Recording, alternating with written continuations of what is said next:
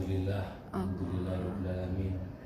Puji syukur kepada Allah Subhanahu wa taala atas rahmat, nikmat, berkah yang Allah limpahkan buat kita semua, sehingga kita di kesempatan pagi hari ini, di hari Jumat yang penuh rahmat, penuh berkah, kita bisa hadir di dalam majelis ini dalam keadaan sehat walafiat, tidak kurang suatu apapun. Amin. Amin ya Allah ya Rabbal alamin. Mudah-mudahan nikmat berkah yang Allah limpahkan buat kita bisa kita syukuri, bisa kita nikmati, dan bisa kita amalkan menjadi manfaat untuk kebaikan kita di dalam kehidupan kita. Amin. Salam dan sholawat tak lupa kita panjatkan kepada junjungan kita Nabi besar Muhammad sallallahu alaihi wasallam atas bimbingan, perjuangan, dan pengorbanan beliau untuk agama Islam dan perjuangan untuk menegakkan hukum Allah lewat Al-Quran dan hadisnya. Mudah-mudahan kita bisa mengimani dan bisa mencontoh apa yang menjadi perjuangan dan pengorbanan beliau, menjadikan amal kita menjadi amal yang soleh. Amin. Di kesempatan pagi hari ini saya ingin mendiskusikan atau ingin mengajak untuk memahami tentang akhlak.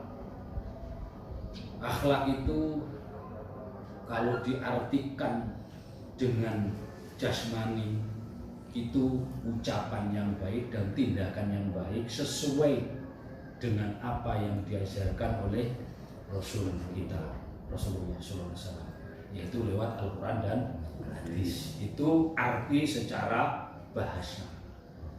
Tapi arti secara hidup itu didasari dengan akal dan pikiran, itu yang dinamakan akhlak. Dilaksanakan kalau akal dan pikirannya sudah terbentuk sesuai dengan hukum Al-Quran dan hadis, maka diaplikasikan dengan perbuatan dan perkataan yang baik dan benar sesuai dengan Al-Quran dan hadis.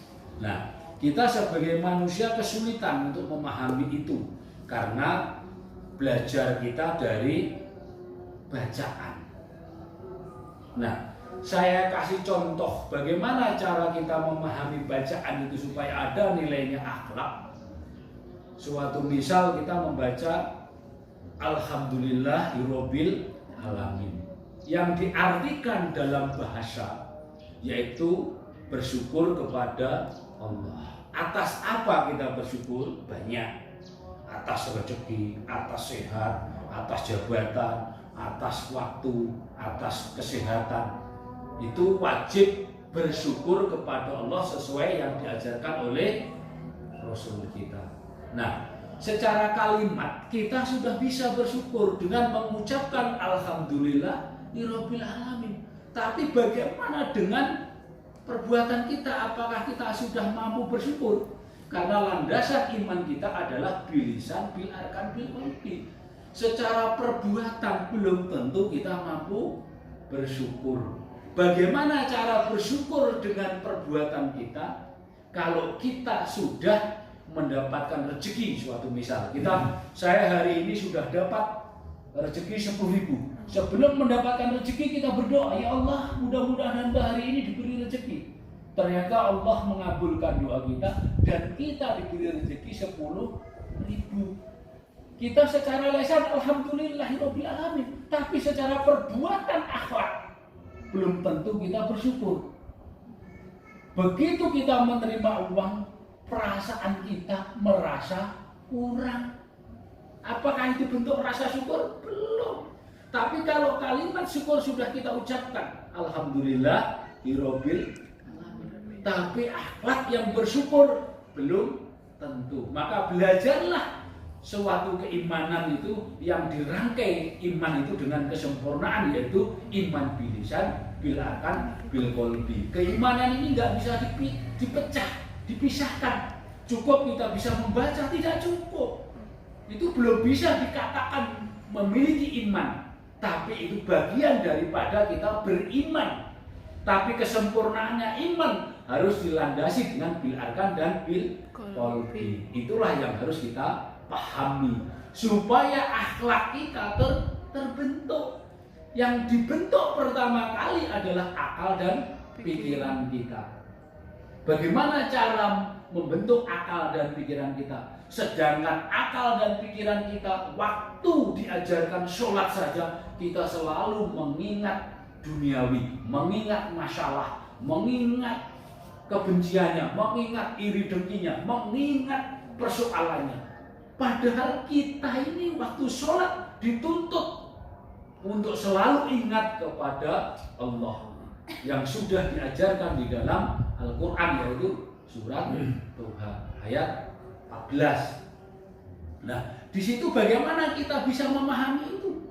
Nilainya sholat, sarananya sholat sudah kita pelajari, gerakannya sholat sudah kita pahami, tapi dasar sholat juga harus kita miliki supaya menjadi landasan sholat sesuai dengan petunjuknya Al-Quran.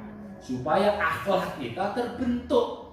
Kalau akhlak kita terbentuk, akal dan pikiran kita selalu apa? Ingat kepada Allah, itu dasarnya. Lidzikri, ingatlah selalu kepada Allah. Ketika kamu sholat, ketika kamu berzikir, ketika kamu berdoa, dan ketika kamu bekerja, selalu ingatlah kepada Allah.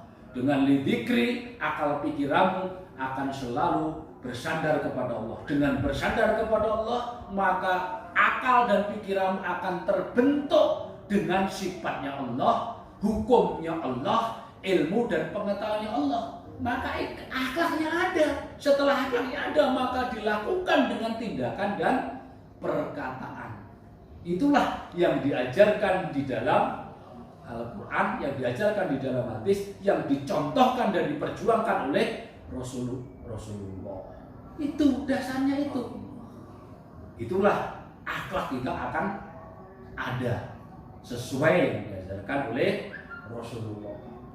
Kayak contoh, kita membaca Al-Quran, kalimatnya sudah benar, hurufnya benar, tajwidnya benar, Al-Qurannya benar, tapi akal pikiran kita apakah sudah benar?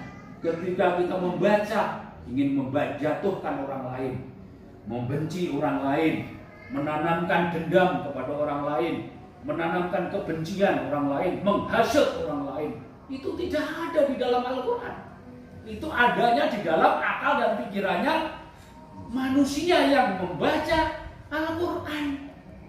Jadi kalau kita mendengarkan Al-Quran dibaca, itu harus tafakkur, harus kita pikirkan, betul enggak itu yang dibaca adalah Al-Quran. Kita dibekali akal dan pikiran oleh Allah untuk apa? Untuk memikirkan ayat-ayatnya Allah supaya mampu kita pahami dan kita amalkan. Itu tujuannya kita dikasih akal pikiran. Kita memikirkan dunia, pekerjaan, jabatan, mati-matian ya. Tapi kita nggak pernah memikirkan ayat Allah. Cukup kita baca, kita merasa benar. Cukup kita baca, kita merasa banyak pahala. Subhanallah, bil arkan, padahal kita belum melakukan tindakan yang kita baca sesuai dengan Al-Quran. Subhanallah. Bagaimana kita merasa punya pahala? Bagaimana kita merasa baik? Kalau yang kita lontarkan, yang kita ajarkan adalah ketidakbaikan. Subhanallah. Itu bukan yang diajarkan oleh Rasulullah. Bukan. Bacaannya sudah benar, tapi akal pikirannya belum tentu benar. Disitulah yang harus kita cermati, kita pahami. Kalau kita belajar harus benar-benar ditafakuri, diistiqomai, supaya bisa menjadikan pribadi-pribadi kita ilmu yang manfaat. Itu yang diajarkan oleh Rasulullah. Subhanallah, alhamdulillah, mudah-mudahan pada kesempatan hari ini sedikit yang saya sampaikan tentang bagaimana kita membentuk akhlak kita. Mudah-mudahan bisa menjadikan doa, bisa menjadikan manfaat untuk pribadi kita, diijabah oleh Allah Subhanahu wa taala, disyafati oleh Rasulullah sallallahu alaihi wasallam. Kita bisa menjadikan pribadi-pribadi ilmu, pribadi-pribadi ketauhidan, pribadi-pribadi keimanan, ketakwaan kita kepada Allah, keimanan kita kepada Allah, malaikat dan para rasulnya kita. Amin ya Allah ya Rabbal Alamin. Semua kesalahan dalam tutur kata maupun tindakan yang saya sampaikan itu milik saya mohon dimaafkan lahir dan batin. Semua kebaikan dan kebenaran miliknya Allah Subhanahu wa taala. Semoga menjadi menambah iman dan ketakwaan kita kepada Allah, para malaikat dan para rasulnya. Amin ya Allah ya rabbal alamin. Akhirul salam. Wassalamualaikum warahmatullahi wabarakatuh. Waalaikumsalam.